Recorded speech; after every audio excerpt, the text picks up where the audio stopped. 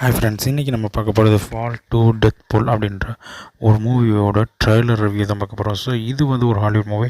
So இது வந்து என்ன அப்படின்னா, ஏற்கனவே 2022 வந்த ஃபால் மூவியோட செகண்ட் பார்ட் தான்.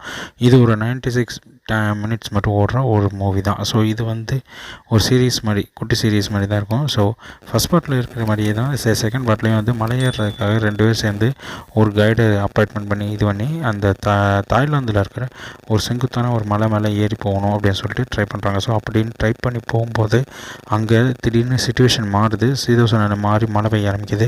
ஸோ அவங்க திடீர்னு அங்கே வெயிட் பண்ணிக்கிட்டு இருக்க நேரத்தில் அங்கே பெரிய பாறைச்சரிவு ஏற்படுது. ஸோ அந்த பாறைச்சரிவில் அவங்க போக வேண்டிய பாதை அப்புறம் கூட வந்த கைடெல்லாம் சேர்த்து போயிறாங்க.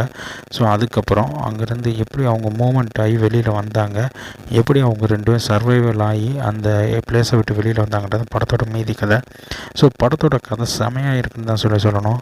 ஃபஸ்ட் ஆஃப் கொஞ்சம் லேக் அடிச்சு போனால் செகண்ட் ஆஃப் ஃபுல்லாமே வந்து செம த்ரில்லரான ஒரு மலையேற்ற படமாக தான் இருக்குது. ஸோ கண்டிப்பாக இந்த படத்தை வந்து மிஸ் பண்ணக்கூடாது அப்படின்னு தான் சொல்லணும்.